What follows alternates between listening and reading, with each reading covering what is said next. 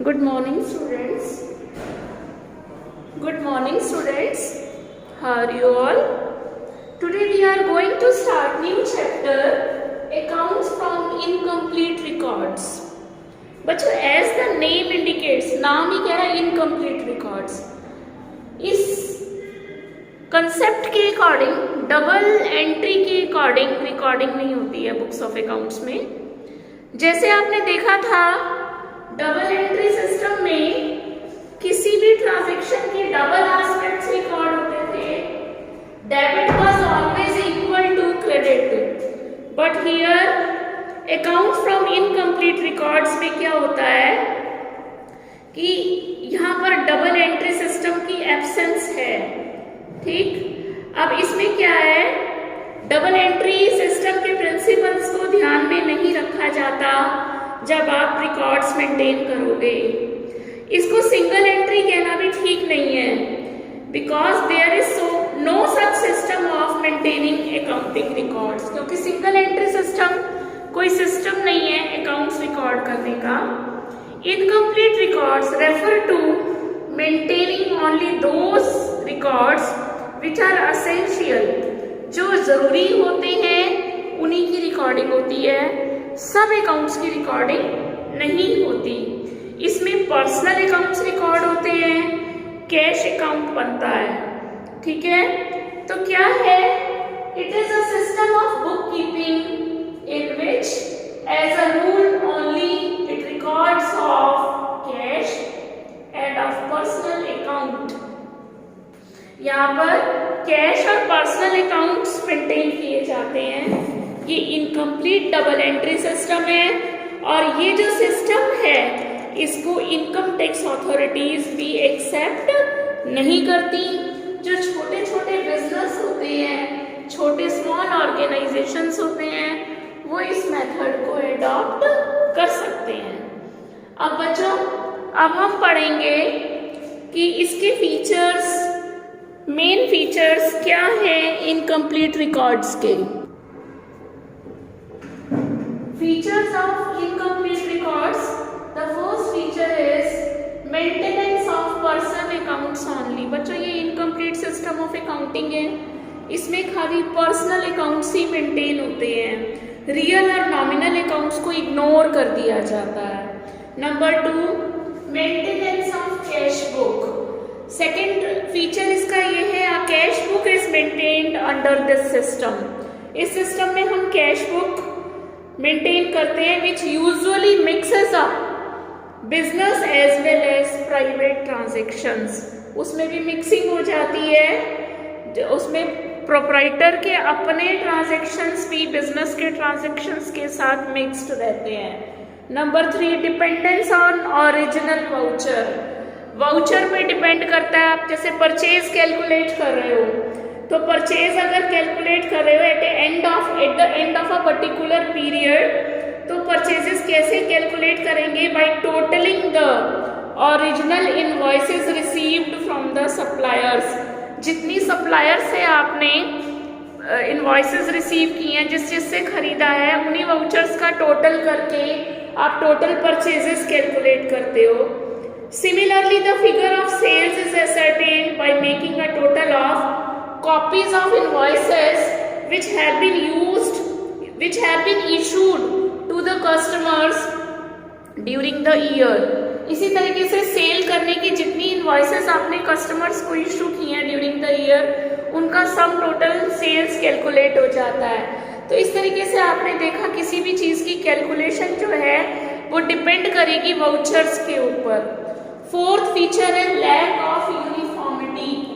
एक जैसी बातें इसमें नहीं है. The books maintain under this system में differ from firm to firm. एक फर्म दूसरे फर्म से अकाउंटिंग सिस्टम अलग हो सकता है, बिकॉज इस सिस्टम में ओनली एक एडजस्टमेंट है डबल एंट्री सिस्टम की, अपनी बिजनेस की नीड्स के अकॉर्डिंग और बिजनेस की कन्वीनियंसेस के अकॉर्डिंग. कोई सेट सिस्टम हम यहाँ फॉलो नहीं कर रहे, तो इसलिए यहाँ पर यूनिफॉर्मिटी की कमी हो सकती है. एक बिजनेस की अकाउंटिंग दूसरे बिजनेस की अकाउंटिंग से डिफर हो सकती है. Fourth is suitability. अभी मैंने ये डिस्कस भी किया था कि books according to this system can be maintained only by a sole trader और प्रोपराइटर। इसको सोल ट्रेडर और प्रोपराइटर छोटे बिजनेसमैन बना सकते हैं, इस सिस्टम को फॉलो कर सकते हैं और ये सिस्टम उनके लिए ही सुटेबल हो सकता है। Limited companies can not maintain their books of accounts according to this incomplete records. And the last is preparation of final accounts.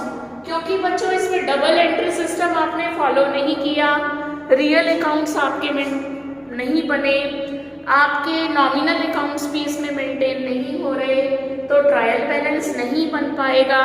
और when trial balance is not prepared तो यहाँ पर हम फिर फाइनल अकाउंट्स हम नहीं बना सकते। अब यहाँ इस मेथड के अकॉर्डिंग भी प्रॉफिट्स कैलकुलेट तो होते हैं, लेकिन वो स्टेटमेंट ऑफ अफेयर मेथड से कैलकुलेट होते हैं। एक रफ एस्टिमेट प्रॉफिट्स का लिया जाता है जो कि जिसमें एग्जैक्ट प्रॉफिट कैलकुलेट नहीं हो पाता, ठीक है।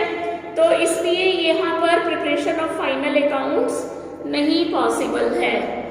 अब हम नेक्स्ट टॉपिक पढ़ेंगे reasons for keeping incomplete records. वो कौन से रीजंस हैं कि हम इनकम्प्लीट रिकॉर्ड्स को मेंटेन कर रहे हैं। नाउ स्टूडेंट्स, अब हम पढ़ेंगे कि क्या कारण है, फिर क्या फायदा है इनकम्प्लीट रिकॉर्ड्स को मेंटेन करने का, क्या यूजेस हैं इनके। कुछ यूजेस तो होंगे, तभी तो इनकम्प्लीट रिकॉर्ड्स मेंटेन करते हैं कुछ business enterprises.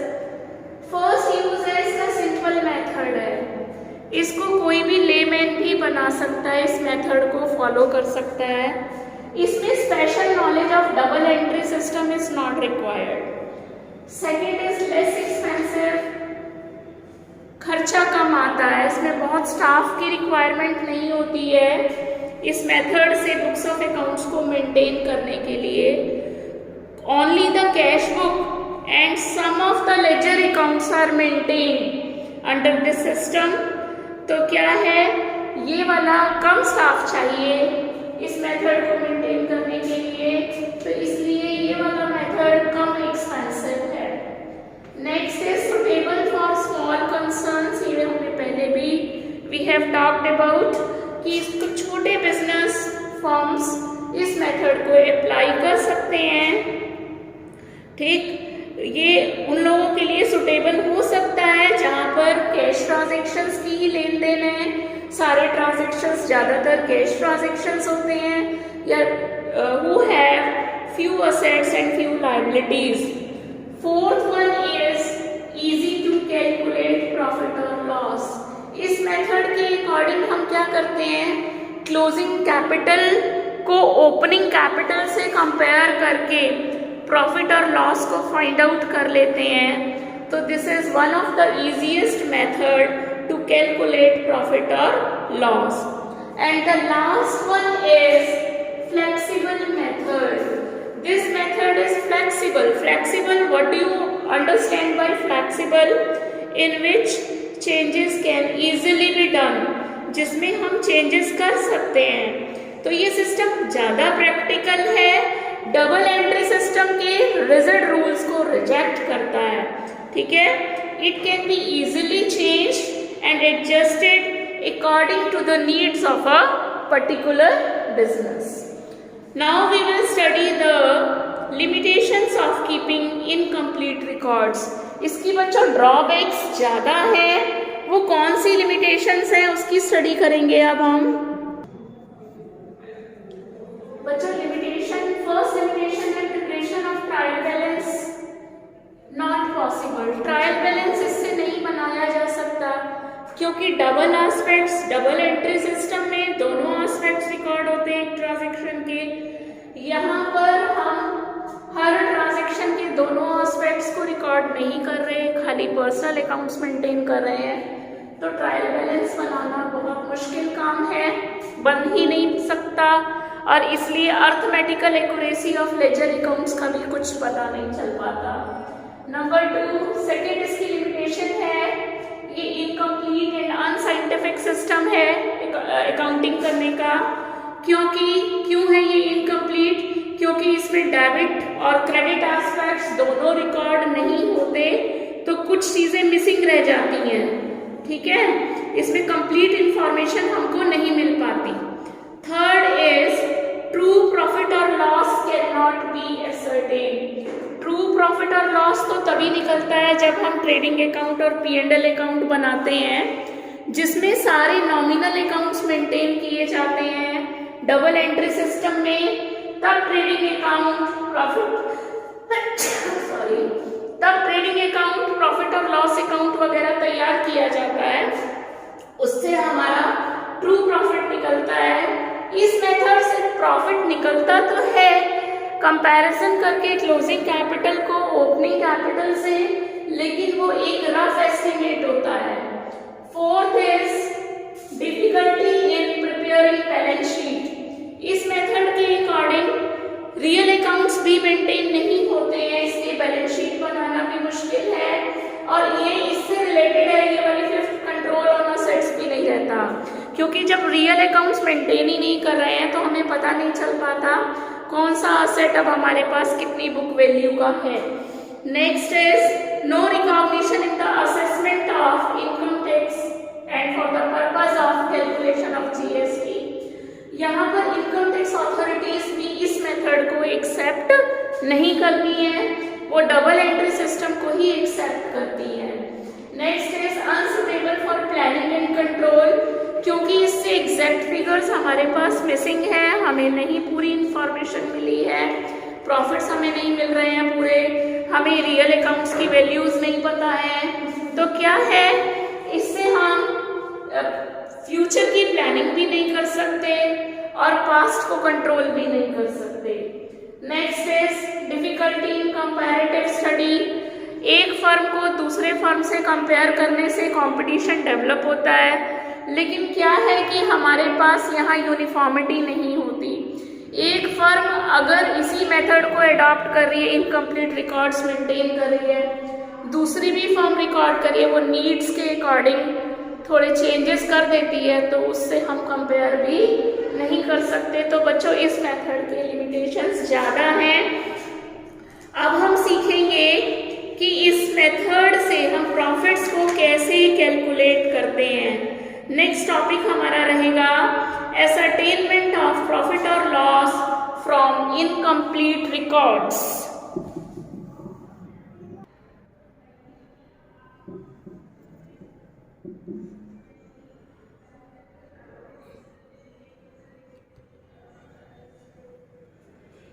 Accounts, how to find out profit or loss from incomplete records? Now the question arises, how to find out profit or loss from incomplete records? Students, there are two methods of calculating profit under this method. The first one is statement of affairs method, and the second one is conversion of incomplete records into double entry system. बच्चों ये method आप पहले ही उसमें कर चुके हो, तो अभी यहाँ से कन्वर्जन करना इस साल कोरोना कोविड-19 की वजह से डिलीट हो गया है। Only we have to learn statement of affairs method. अब स्टेटमेंट ऑफ अफेयर्स मेथड में हम क्या करते हैं, क्लोजिंग कैपिटल को ओपनिंग कैपिटल से कंपेयर करते हैं। प्रॉफिट फाइंड आउट करने का तरीका होता है profit is equal to closing capital साल के एंड का कैपिटल प्लस ड्रॉइंग्स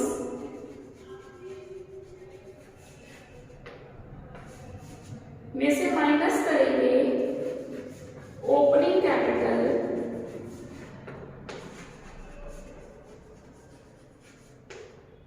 और माइनस एडिशनल कैपिटल। अगर ड्यूरिंग द ईयर कुछ एक्स्ट्रा कैपिटल आपने इंट्रोड्यूस किया है तो ओपनिंग कैपिटल और एडिशनल कैपिटल को माइनस कर देते हैं क्लोजिंग कैपिटल प्लस ड्रॉइंग्स में से।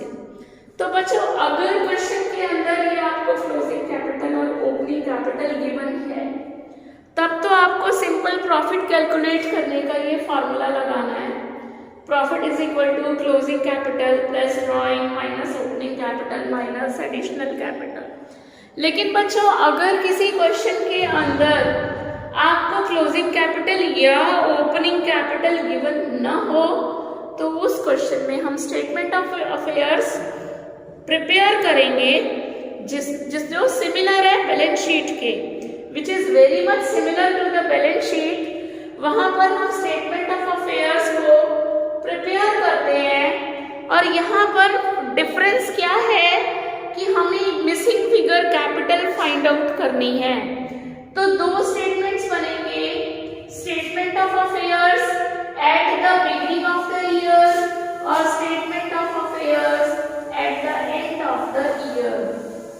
ठीक है, जैसे सपोज करो आपने स्टेटमेंट ऑफ अफेयर्स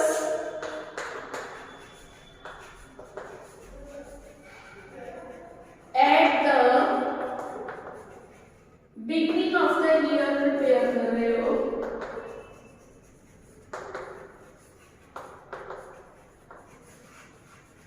तो इसमें कैसे बनेगा, बस बैलेंस शीट ही मान के चलो। ठीक है, लायबिलिटीज लेफ्ट में रहती हैं और असेट्स राइट में रहते हैं। ठीक है, लायबिलिटीज रुपीस, असेट्स रुपीस। ठीक है, यहाँ पर जितने असेट्स आपको गिवन है जैसे कैश है, स्टॉक है, ठीक है, जो भी असेट्स है, डेटर्स है, जो भी आपको असेट्स गिवन होंगे उसका टोटल कर लो। यहाँ से जो आपकी लायबिलिटीज दी हैं उस असेट्स के टोटल में से जब हम लायबिलिटीज को माइनस करेंगे तो हमें यहाँ पर कैपिटल फिगर ये हमें कैलकुलेट करनी है, असेट्स माइनस लायबिलिटीज करके। सिमिलर हम statement of affairs at the end of the year बनाते हैं। Statement of affairs at the end of the year तैयार करते हैं और यहाँ पर भी इसी तरीके से सारी लायबिलिटीज जो भी गिवन है, रुपीस, असेट्स, रुपीस, तो असेट्स के सब टोटल में से हम लायबिलिटीज जो भी हमें लायबिलिटीज गिवन है उसको असेट्स के टोटल में से लायबिलिटीज को माइनस करेंगे तो ये हमारा क्लोजिंग कैपिटल। यहाँ एंडिंग वैल्यूज ले रहे हैं हम असेट्स की और लायबिलिटीज की, तो एंड में बनाने से क्लोजिंग कैपिटल निकल के आएगा और बिगिनिंग में बनाने से ओपनिंग कैपिटल निकल के आएगा। अब आपके पास जब क्लोजिंग कैपिटल और ओपनिंग कैपिटल दोनों फिगर्स हो जाएंगी, फिर तीसरे नंबर पे बनती है statement of profit. Statement of profit, statement of profit, statement of profit कैसे बनेगा, आप इस तरीके से बना लो। क्लोजिंग कैपिटल सपोज 50,000 है, प्लस ड्राइंग, पर्सनल यूज के लिए आपने सपोज 10,000 रुपए निकाले तो 60 हो गए, माइनस ओपनिंग कैपिटल सपोज आपने 30,000 शुरू में लगाए थे और माइनस एडिशनल कैपिटल, अगर आपने 10,000 during the year additional capital लगाए तो भी आपके पास 20,000 रुपया जो बच रहा है, ये बेटे इमेजिनरी फिगर्स हैं, प्रॉफिट आएगा। और अगर ये फिगर नेगेटिव आ जाती है तो लॉस होता है। ठीक है, तो इस तरह से ये क्वेश्चंस को कंप्लीट करते हैं। आज की वीडियो में इतना ही, कल एक वीडियो और बनाकर भेजेंगे हम आपको जिसमें हम तुम्हें न्यूमेरिकल्स की प्रैक्टिस कराएंगे। Thank you students, thank you very